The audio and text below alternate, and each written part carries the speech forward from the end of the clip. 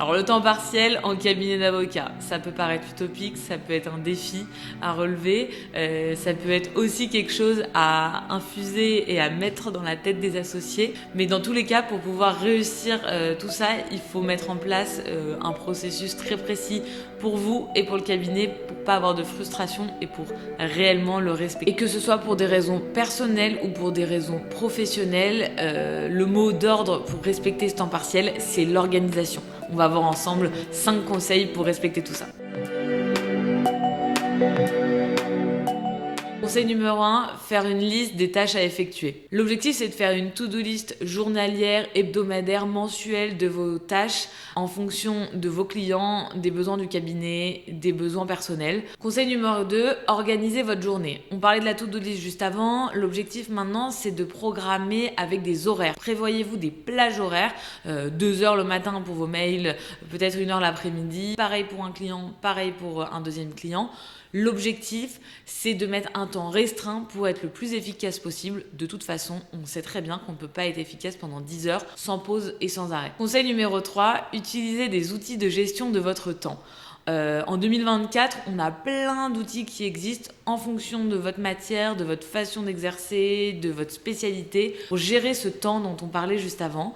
Google Agenda évidemment, Notion, Slack, etc.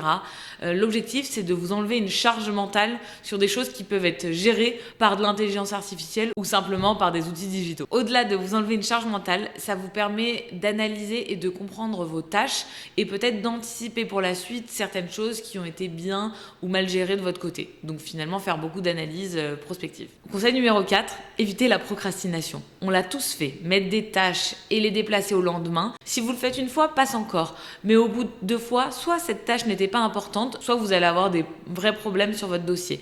Donc vraiment, quand vous mettez une tâche, astreignez-vous à la faire et ça permet de refaire le lien avec le conseil numéro 1 de la to-do list. Soyez vraiment réaliste sur votre to-do list, ça vous permettra aussi de ne pas être frustré parce que vous n'avez pas réussi à faire certaines tâches. Conseil numéro 5, restez flexible et ce d'autant plus en collaboration à temps partiel. On le sait, les cabinets d'avocats et la clientèle attachée peut être imprévisible et si vous êtes trop strict sur votre rythme, vous n'arriverez pas à allier les deux, à allier le calendrier administratif du cabinet, votre calendrier personnel, le calendrier du tribunal et vos audiences. Restez flexible. La seule chose que je peux ajouter sur cette flexibilité, notamment pour votre collaboration à temps partiel, c'est d'en parler en amont avec votre cabinet, de prévoir toutes les possibilités pour que tout ça se fasse en bonne intelligence, qu'il n'y ait pas de frustration ou que vous ne perdiez pas le bénéfice de votre temps partiel. Si vous suivez déjà tous ces conseils, je pense que vous avez bien avancé sur cette organisation. Et pour aller plus dans le détail, je vous laisse lire notre article. Il se trouve